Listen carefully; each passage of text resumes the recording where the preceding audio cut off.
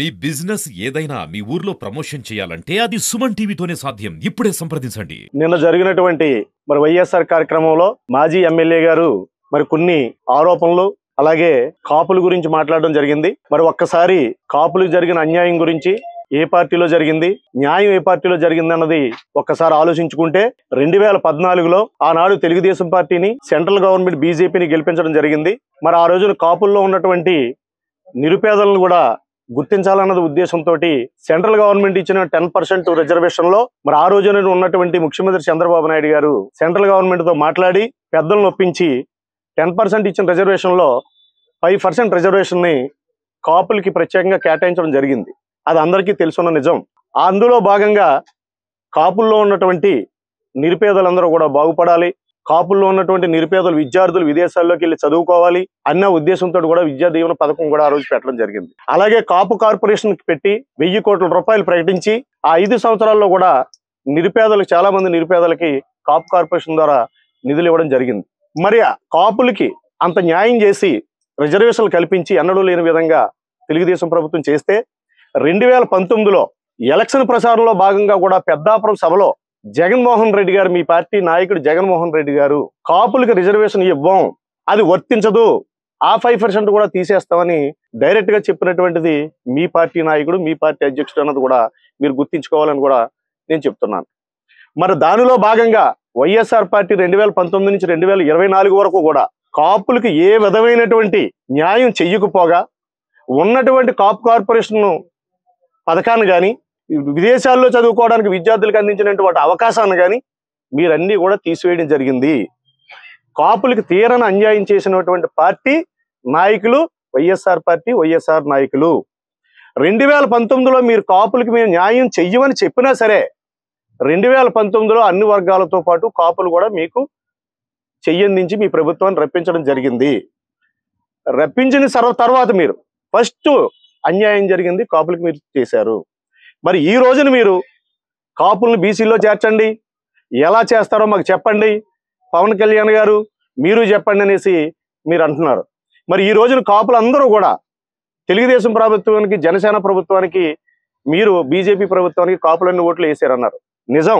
మీరు 2019లో మీకు ఇచ్చిన అవకాశాన్ని, కాపులు ఇచ్చిన అవకాశాన్ని, అన్ని వర్గాలతో పాటు కాపులు ఇచ్చిన అవకాశాన్ని కాపులకు తీరని అన్యాయం చేశారు కాబట్టి మళ్ళీ కాపులు అన్ని వర్గాలు కూడా ఇవాళ 2024లో మీరు చెప్పినట్టుగా మిమ్మల్ని మూల కూర్చోబెట్టి తెలుగుదేశం ప్రభుత్వాన్ని, కూటమి ప్రభుత్వాన్ని అధికారంలో తీసుకురావడం జరిగింది. తీసుకొచ్చి ఇంకా నెల రోజులు కూడా కాలేదు. మీరు ఇచ్చే సలహాలు ఇంకా అక్కర్లేదు, మాకు ఇద్దరిగానే ఇంకా టైం ఉంది, మీరు కంగారు పడవలసిన అవసరం లేదు. కాపులకి ఏ రకం న్యాయం చేయాలి, ఉన్న వర్గాలకు ఏ న్యాయం చేయాలన్నది పవన్ కళ్యాణ్ గారు, కూటమి ప్రభుత్వం, చంద్రబాబు నాయుడు గారు ఆలోచించి నిర్ణయం తీసుకుంటారు. కాపుల గురించి మాట్లాడే అర్హత మీకు లేదు. ఎందువల్లంటే మీరు ప్రభుత్వం, ఇక్కడ వైఎస్ఆర్ ప్రభుత్వం 2019 నుంచి 2024 వరకు ఉండి సెంట్రల్ గవర్నమెంట్ కూడా మీకు సహకరించినప్పుడే మీరు కాపుల గురించి మాట్లాడిన వాళ్ళు ఈ రోజున తెలుగుదేశం ప్రభుత్వం, కూటమి ప్రభుత్వం వచ్చిన తర్వాత మీరు మాట్లాడడం అన్నది దెయ్యాలకి వేదాలు జల్లినట్టు ఉంది తప్ప మీరు మాట్లాడే అర్హతలు కూడా లేదనేసి వైఎస్ఆర్ పార్టీ నాయకుల్ని ఈ మీడియా సందర్భంగా హెచ్చరిస్తూ ఇంకా తుంటర రాజకీయాలు చెయ్యవద్దు అని మీరు అన్నారు. తుంటర రాజకీయాలు చేసే అలవాటు తెలుగుదేశం పార్టీ నాయకులకు కానీ, తెలుగుదేశం పార్టీకి కానీ లేదు. మరీ ముఖ్యంగా యనమల రామకృష్ణుడి గారికి తుంటర రాజకీయాలు చేసే అలవాటు లేదు.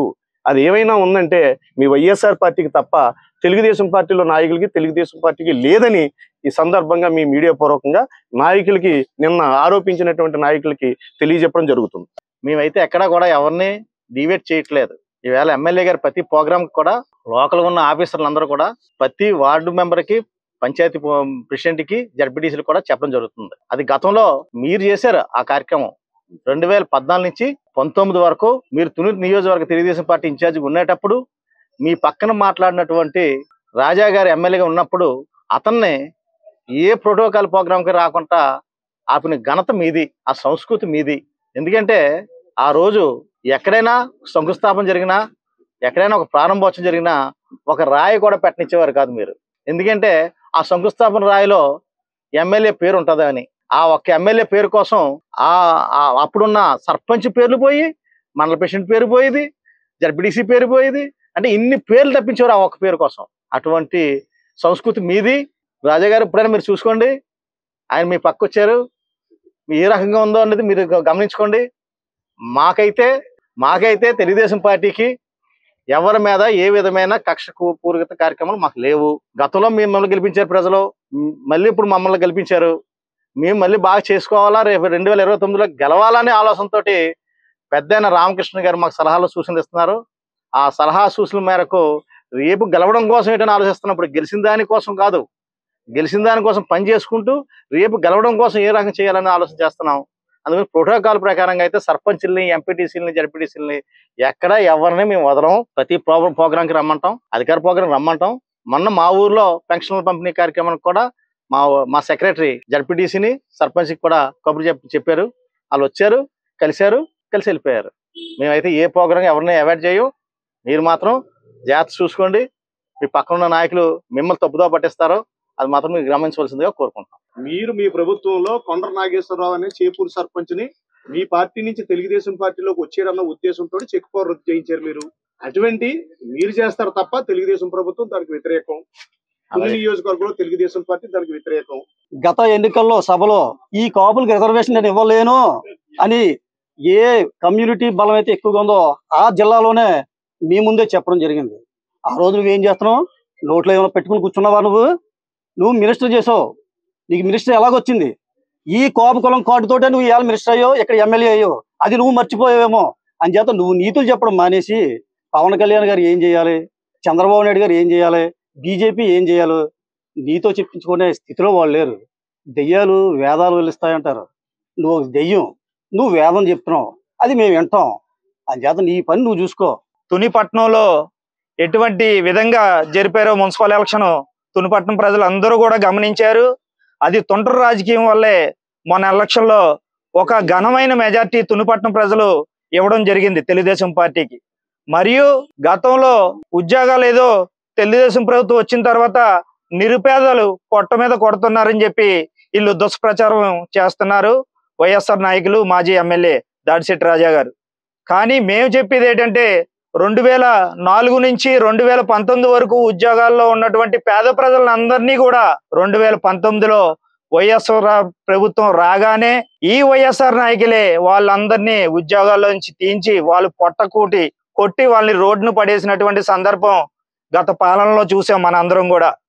కానీ అటువంటి దుశ్చర్యలు ఎటువంటివి కూడా జరగకుండా ఈరోజు రామకృష్ణుడు గారి ఆధ్వర్యంలో అయితేనేమి, మన తుని నియోజకవర్గ ఎమ్మెల్యే గారు యనమల దివ్య గారి ఆధ్వర్యంలో అయితేనేమి తునిపట్నం ప్రజలందరూ కూడా సుఖ సంతోషాలతో సస్యశ్యామలంతో ఈ రోజు ఎటువంటి కాంట్రవర్సీ లేకుండా, ఎటువంటి లాండ్ ఆర్డర్ ఇబ్బందులు లేకుండా తునిపట్నం ప్రజలందరూ కూడా సంతోషంగా ఉన్నారు. కానీ మీ ప్రభుత్వంలో, మీ నాయకత్వంలో రోజు తెల్లారి దగ్గర ఆర్టీసీ కాంప్లెక్స్ లో కంటే పోలీస్ స్టేషన్ దగ్గర జనాలు ఎక్కువ ఉండేవారు. అటువంటి దుశ్చరమైనటువంటి పాలన మీరు కొనసాగించారు కాబట్టి 2019లో 2024లో మీ పాలన నచ్చక తునిపట్నం ప్రజలు అఖండమైనటువంటి మెజార్టీని తుని తెలుగుదేశం పార్టీకి ఇచ్చి యనమల దివ్య గారిని ఎమ్మెల్యేగా అసెంబ్లీకి పంపించడం జరిగింది.